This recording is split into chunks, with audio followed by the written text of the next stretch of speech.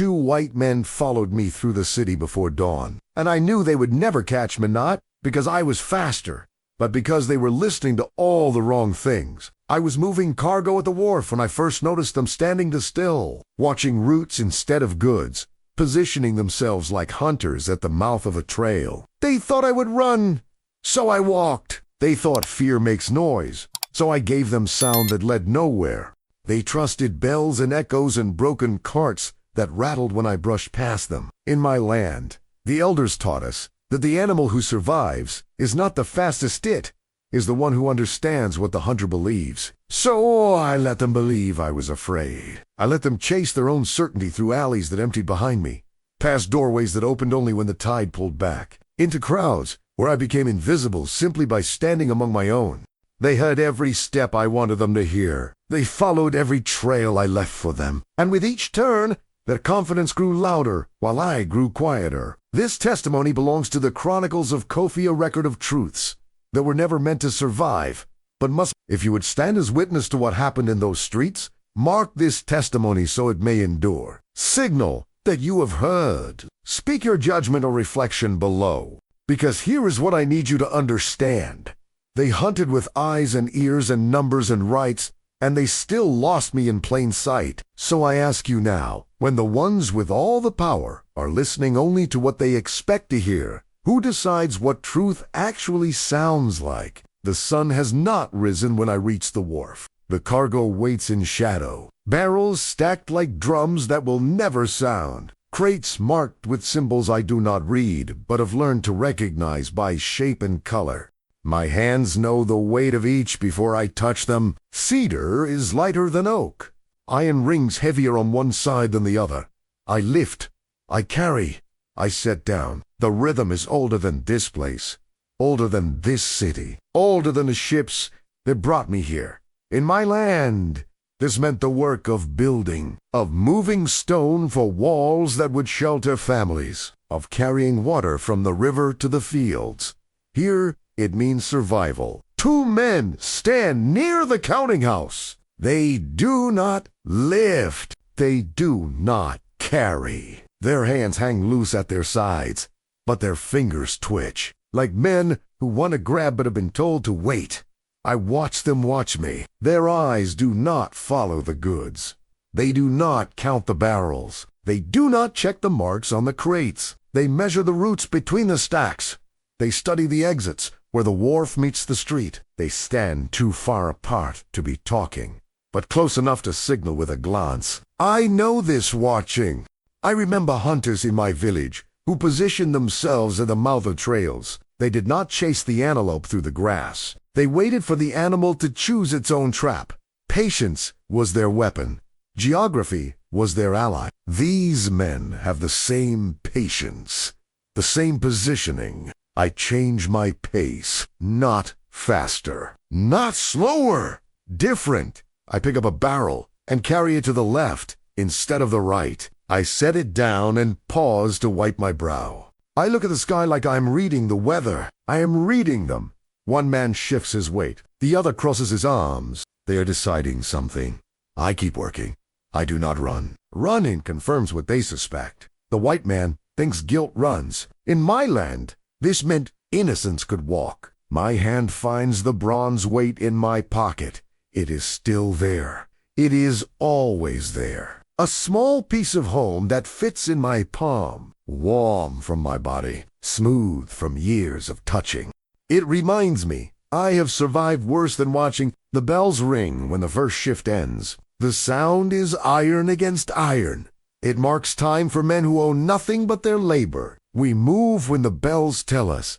We stop when the bells allow. I cross into the back street where the sound carries the walls on either side are brick. They catch the bells and throw them back. The echoes layer on top of each other until the air vibrates. I do not look behind me. Listen. 2 sets of footsteps. Not hiding, not rushing, steady, deliberate, following the bells, not the shadow I cast on the cobblestones. I remember hunters at home who trusted noise to lead them. They believed sound told truth. They believed the rustle in the grass meant the animal was there. They were wrong often enough to be forgotten by the elders who taught the next generation. Sound is a liar. Sound bounces. Sound hides its source. I let the bells speak for me. I'd turn where the alley bends. The walls lean close enough that I could touch both sides if I stretched my arms. The morning light has not found this place. Yet, the air smells like piss and rotting vegetables and the sweat of men who sleep in doorways. The footsteps continue behind me. They do not hesitate at the turn. They do not pause to consider which direction the sound came from. That is when I know they are certain. Certainty is dangerous. Certainty stops men from questioning, from looking again, from doubting what their eyes tell them. The white man thinks certainty is strength. In my land, this meant certainty was the first step toward death. I walk steady. I keep my shoulders square. I do not hunch. Hunching looks like hiding. The market lane opens ahead like a mouth swallowing the alley. Vendors are setting up their tables. Fish still wet from the nets glisten in the early light. Bread still warm from the ovens sits in baskets lined with cloth. The air smells like salt and yeast and bodies pressed close together. I move through the crowd. A woman selling apples nods at me. I nod back. We have never spoken, but we see each other every morning. Seeing is its own language. Behind me, the footsteps change. The rhythm shortens, the weight shifts forward. Confidence stiffens the walk. Patience wears thin when the prey seems close enough to touch. I remember elders saying haste reveals the hunter. A man who thinks he is winning stops thinking. He stops watching the ground for roots that will trip him. He stops watching the sky for birds that will warn the prey. He watches only the target, and the target can use that. I slow down where slowing looks natural. I pause at a fish stall. The vendor is a broad man with scars on his arms from hooks and knives. I touch a coin in my pocket, but do not pull it out. He understands. He has seen me look many times. I never buy. I cannot afford to buy. But looking is free. He nods. I nod back. The footsteps behind me stop too quickly. The silence is loud. They are closer now, close enough that I can hear one of them breathe. I move on. I do not hurry. I pick up an apple from another table. I turn it over in my hand. I set it down. The vendor frowns, but does not speak. I walk toward the marsh at the city's edge. The crowd thins. The voices fade. The smell changes from bread and fish to mud and standing water. The marsh spreads between the city and the river like a scar that never healed. Water pools between broken fences. Grass grows tall where no one tends it. Insects hum in clouds above the reeds. The white man thinks this land is wasted. He sees only mud and mosquitoes. He sees nothing worth owning. In my land, this meant places where spirits walked, where the boundary between worlds grew thin, where the living learned to move carefully. Here, it means places where the law does not follow, where men can disappear if they know the paths. I know the paths. I find the narrow cut between two fences. The gap is tight. A broad man would have to turn sideways. A man carrying weight would have to put it down. I slip through without slowing. My shoulders brush the wood on both sides. Splinters catch my shirt but do not tear it. Behind me, I hear them hesitate. Then I hear the wood scrape as they commit to following. I remember trails chosen because pride refused detours. A hunter who cannot admit smallness will follow where size does not fit. He will squeeze through the gap instead of finding the wider way. He will prove he can go where the prey goes, and he will slow himself doing it. I leave shallow prints in the mud. I step on stones where I can find them. I make signs that mean nothing. A broken reed here. A disturbed patch of grass there. Trails that lead nowhere. My hand finds the bronze weight in my pocket. It is still there. The metal is warm against my palm. I close my fingers around it and feel the edges press into my skin. It grounds me. It reminds me I am not just a body running. I am a mind thinking, a heart remembering. I do not forget. I never forget.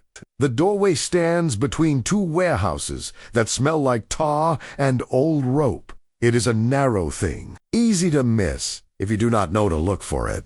It opens only when the tide is right. The wood swells with water when the river rises. The hinges rust in the salt air. They scream when they move. But at certain hours, when the water pulls back, the door shrinks just enough. This is one of those hours. I push. The door opens with a sound like a whisper. Behind me, the footsteps reach the corner where the warehouses meet. They pause. I hear voices now. Low, arguing. One voice says, left. The sound is sharp with frustration. Another says straight. The sound is heavy with doubt. They miss the door. They do not see it because they are looking for paths, not possibilities. I do not run inside. I walk. Running changes the sound of breath. Breath carries farther than footsteps. Breath tells direction. When footsteps echo, the door closes behind me. The darkness smells like old rope and tar and wood that is soaked in too much water. My eyes adjust slowly. Shapes emerge from shadow coils of rope. Empty barrels. A stack of canvas sails waiting for repair. I wait. No sound follows me through the door. I count to 100. Slowly. The way my mother taught me to count before speaking in anger. Still no sound. I keep the borrowed shade. I move through the warehouse like smoke, like something that was never solid to begin with. The cooper's yard sits behind the sail loft. I reach it through a passage that barely fits my shoulders. Wood shavings cover the ground like a carpet that muffles every step. Barrels leaned against the walls in rows. Some are finished. Some are still being shaped. The smell is oak and iron and honest work. I pause near the back wall. I press my spine against the brick. I listen. The footsteps return. 2 men walking together now. Their boots strike the ground in matched rhythm. They have found each other again. They have made a new plan. I remember villageants where numbers replace care. Men who trust the group stop trusting their own senses. They believe 6 eyes see better than 2. They believe 2 pairs of ears hear more than 1. But 6 eyes, looking in the same direction, see nothing behind them. 2 pairs of ears, listening for the same sound, miss everything else. I move where the wood swallows noise. I step on the shavings. They are soft under my feet.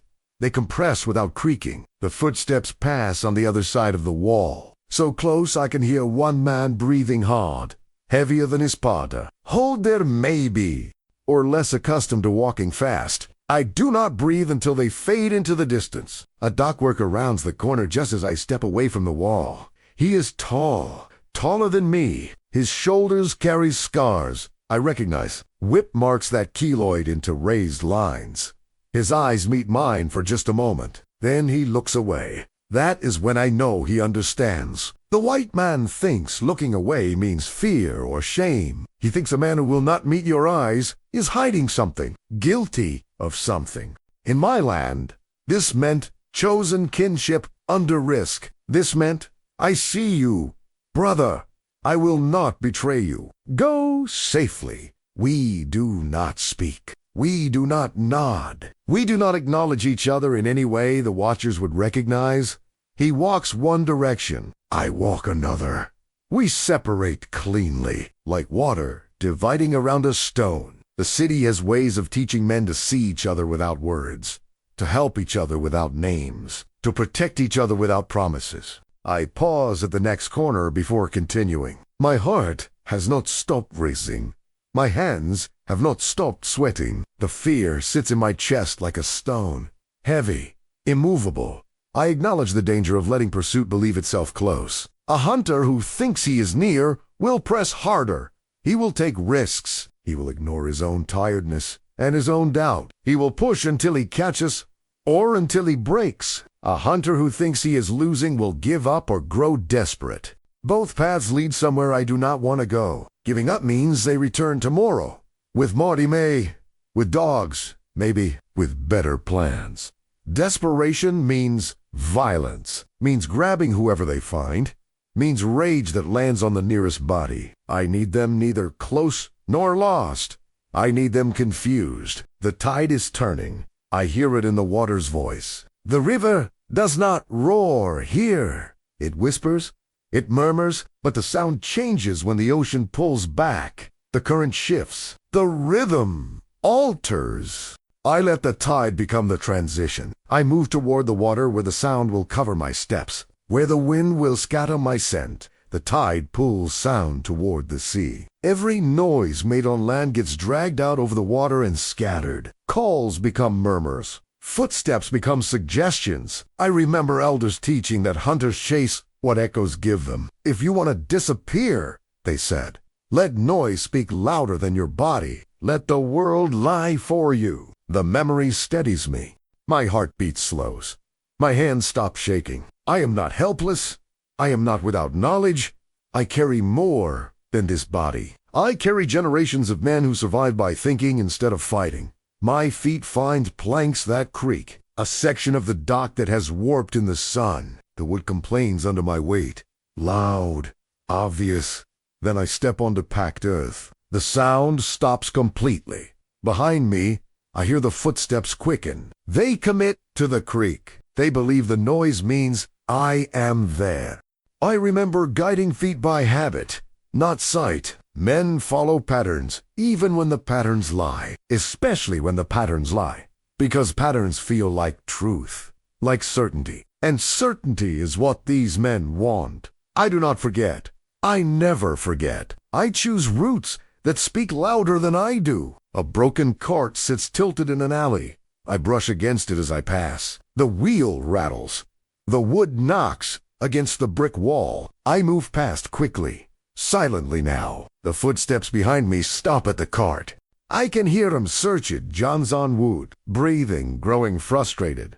I am already gone, already 3 streets away, already moving in a direction they have not considered. The white man thinks pursuit is about speed, about running faster than the prey, about having longer legs or stronger lungs. In my land, this meant knowing when to let the other man run while you walked, knowing that the man who runs first is often the man who tires first. At the next corner, I drop a scrap of cloth. It is nothing important, a torn piece from my shirt's hem, but the light catches it just right. It looks deliberate. It looks like something dropped in panic. I observe them from across the street.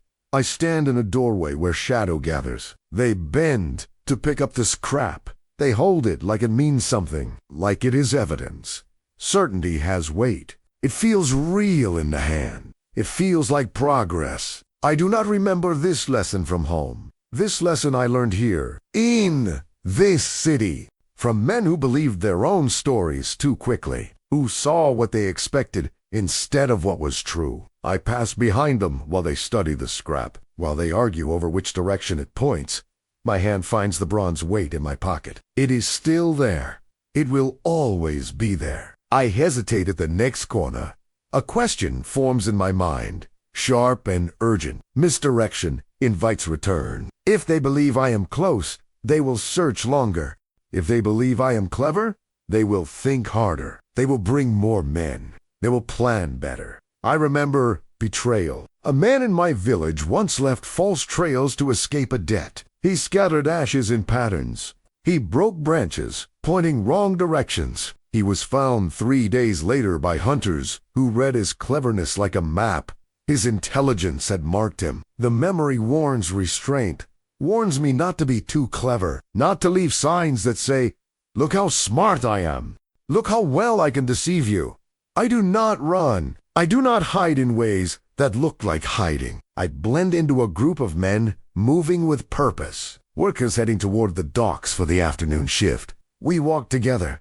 Our shoulders nearly touch. Our feet find the same rhythm. The white man thinks black men all look the same. He sees the color before he sees the face. He sees the station before he sees the individual. In my land, this meant we were never truly seen, never truly known. Here, it means I can stand in plain sight and vanish. I can be one man in a group of 10 and become invisible. The crowd noise rises as another bell rings. Time for the afternoon shift. Time for new workers to replace the morning crew. I observe their search fracture into guesses.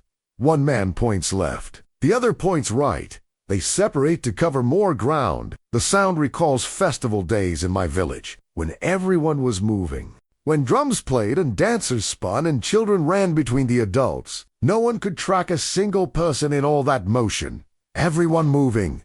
No one noticed. I let the crowd carry me forward. My feet match the rhythm of the men beside me. I do not speak to them. They do not speak to me. But we move as one body, one current flowing toward the water. That is when I know the key. That is when I understand. The hunters are listening, but they are listening to the wrong things.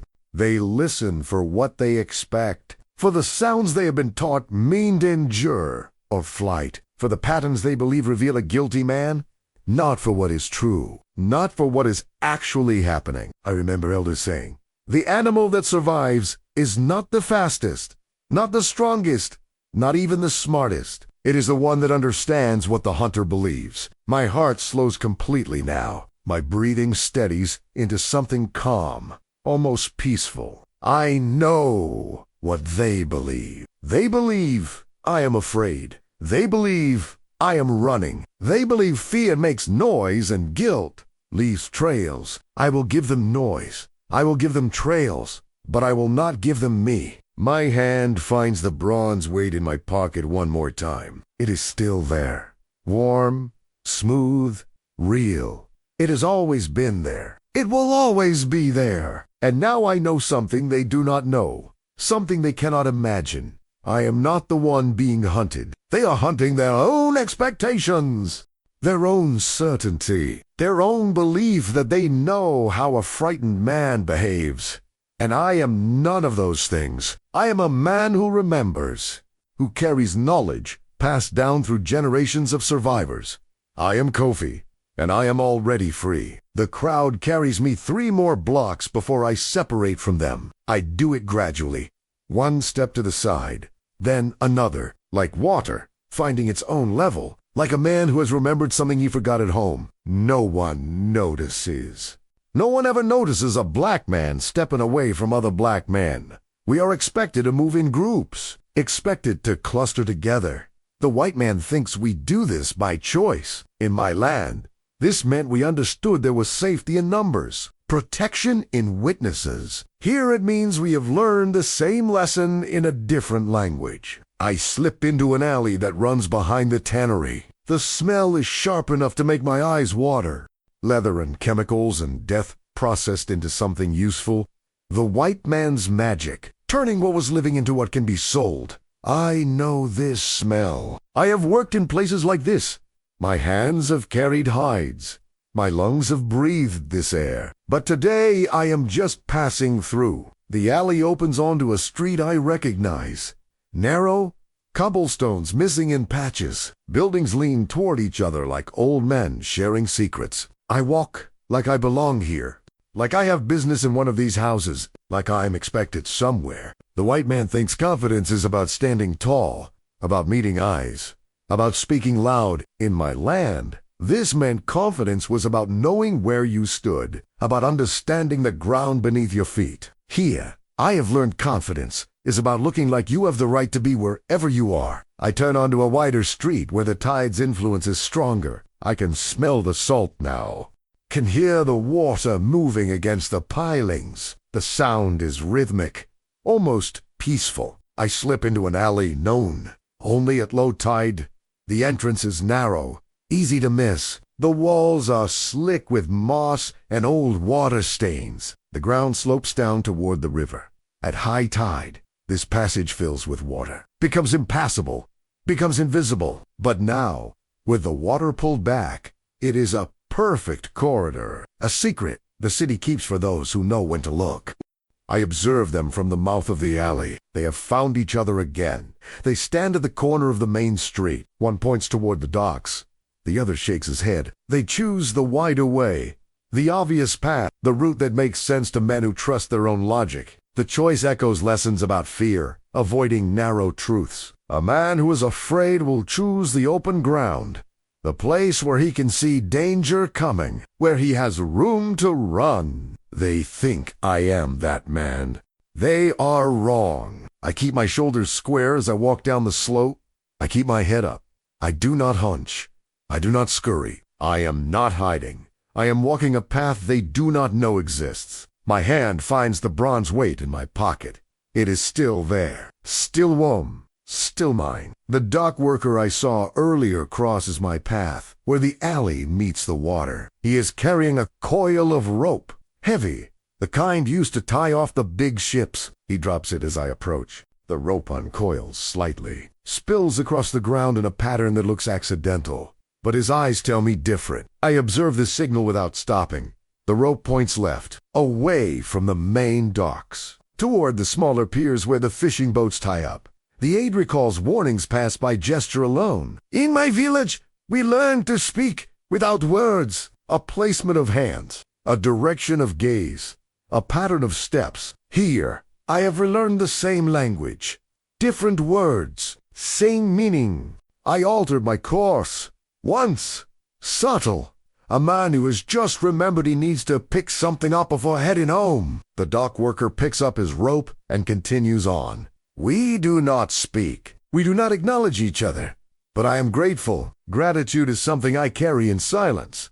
I walk toward the fishing docks. The boats are smaller here. The men who work them are darker, poorer. The white man does not watch this section as carefully. He thinks there is nothing worth stealing on boats that smell like fish guts. In my land, this meant the valuable things were often hidden in plain sight. In places too humble to search, here, it means I can move more freely, can breathe without checking over my shoulder every third step. Footsteps fade behind me, then return. But they are in the wrong place now. Too far north, too focused on the main docks, where the merchant ships anchor. I observe certainty chasing itself, the two men running in circles, following sounds that lead nowhere, trust in patterns that have stopped being true. The memory of home withdraws for a moment. I do not need it now. I need only to walk to keep moving, to let distance do what speed cannot. Night begins to deepen. The sun has not set,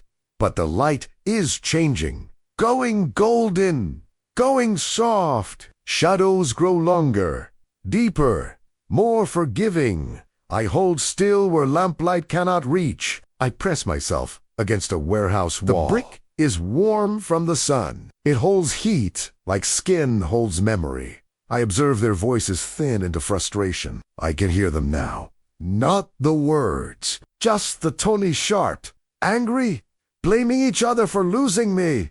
No memory comes, no lesson from home, only outcome, only the reality of men who hunted poorly and found nothing. The city keeps its breath, holds it, waits to see what will happen next. Nothing happens. That is the answer. They circle familiar places ground. They have already searched. The corners they have already checked. They find it emptied. Find me gone. I observe confidence crack into doubt. I can see it in their postures even from this distance. Shoulders that were square now slump. Heads that were high now drop. The scene recalls hunts ended by patience, not force. In my village, elders thought that the best hunters were not the fastest runners. They were the ones who could wait, who could let the animal tire itself, who understood that panic is exhausting and stillness is strength. These men are learning that lesson now. Too late to use it.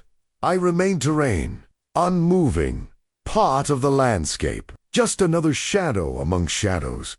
A final bell marks the hour. The sound is different from the morning bells. Lower, slower. It signals the end of the workday chimney to go home. I observe them move toward the sound one last time, drawn by habit, by the familiar. The bell recalls home lessons about letting others choose the trap of habit. My father used to say, a man who always takes the same path home will one day find someone waiting for him on that path. These men are creatures of habit. They trust bells. They trust schedules. They trust the patterns the city has taught them. And those patterns have failed them today. I do nothing. I stand still. I let the bell call them away from me. Let them follow sound instead of sense one final time. The tide irises prints along the edge of the water. I can hear it working. The soft hush of water over mud, over sand, over the marks I left hours ago. I observe this city reset itself, preparing for tomorrow, washing away today's evidence, becoming new again. No memory comes now, only relief, measured, quiet. The kind of relief that does not celebrate because celebrating draws attention. I step away from the wall. I walk like a man whose workday has ended. Like a man heading home to whatever home means for men like me. My shoulders ache from the morning's labor. My feet hurt from hours of walking.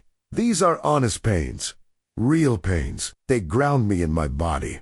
Remind me I am flesh and bone and blood, not just a mind running, not just a spirit fleeing. I am Kofi. I am here. I am still breathing. Morning brings ordinary traffic. The city wakes like it always wakes. Bells ring.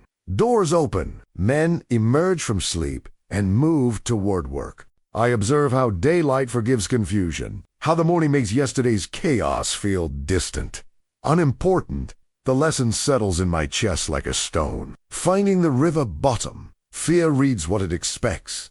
Those men expected a frightened runner. They saw what they expected even when I was walking, even when I was standing still. The white man thinks black skin means certain behaviors, certain responses. He has taught himself a story about who we are and how we act. And when we do not perform that story, he does not see us at all. I resume work at the wharf. The same cargo waits, the same barrels and crates, the same endless lifting and carrying and setting down. But I am not the same. Something has shifted. Some understanding has settled. I hear talk among the other workers. Whispers passed from man to man. Stories about two white men asking questions yesterday, looking for someone, never finding him. I observed blame scatter without a target. The men argued. One said the other gave bad directions. The other said the first one was too slow. They blamed each other. They blamed the city's confusing streets. They blamed bad luck. They never blamed their own certainty, their own assumptions. The injustice recalls elders saying noise carries lies faster than truth. In my village, when a hunt failed, the hunters would return and tell elaborate stories about how the animal was too clever, too fast, how the gods must have favored it. Never about how they hunted poorly, never about how they trusted the wrong signs. Here, these men will tell the same stories, will make me faster than I am, cleverer than I need to be, will turn their failure into my supernatural ability to disappear. And the lie will travel, will be repeated, will be believed. I keep silent. Silence is armor. Silence is wisdom. The white man thinks silence means stupidity, means simple-mindedness, means nothing happening behind the eyes. In my land, this meant silence was where thought happened, where strategy was born. Here, I have learned to let them believe what they want to believe, to use their expectations against them. Days pass. The roots feel open again. I walk to work without looking over my shoulder every 3 steps. I move through the market without checking who stands too still. I observe how certainty leaves no record when it fails. Those 2 men have not returned, have not brought others, have not come back with dogs or better plans. They failed and moved on, found someone else to chase, convinced themselves I was not worth the effort. Memory persists where stories will not. I remember every turn I took, every alley I chose, every moment of fear that sharpened into focus. The white man will forget, will tell the story until it stops being interesting. We'll move on to the next hunt. But I remember for balance, for the next time, for the moment when I will need these lessons again. Because there will be a next time. There is always a next time. I pause at the wharf one morning. The sun is rising. The light turns the water gold and pink. Beautiful. The kind of beauty that makes you forget where you are, what you are. I let myself feel it for 3 breaths. The warmth on my face, the color in the sky, the sound of water moving. Then I return to work, to the barrels and crates, to the rhythm of lifting and carrying and setting down. But something has changed. Some knowledge has taken root. They thought hunting was about strength, about speed, about having the numbers and the rights and the certainty. They thought their eyes could find what they were looking for, thought their ears could hear truth, thought their confidence would lead them to me. They were wrong. Hunting is about understanding what the prey knows, about listening to what the world actually says instead of what you expect it to say, about patience, about stillness, about knowing when to move and when to become stone. I stood still long enough for their confidence to outrun them. Let their certainty chase itself in circles. Let their expectations blind them to what was actually happening. In my land, the elders taught that the hunted animal knows the hunter better than the hunter knows himself. Here, I have proven that lesson true. I am Kofi. I carry the weight of memory in my pocket. I carry the knowledge of generations in my mind. I carry the strength of survival in my bones. And I am still here, still breathing, still walking these streets. They hunted, they failed, they left. I remained. That is the story. That is the truth. The bronze weight sits warm in my pocket. I touch it once. Remember where it came from. Remember who gave it to me. Remember why I keep it close. My mother's voice comes back to me across time and distance. You are more than what they see. You are more than what they think. You carry all of us with you. I do not forget. I never forget. The wharf waits. The cargo waits. The work waits. And I walk toward it. Not running, not hiding, not afraid. Walking like a free man walks.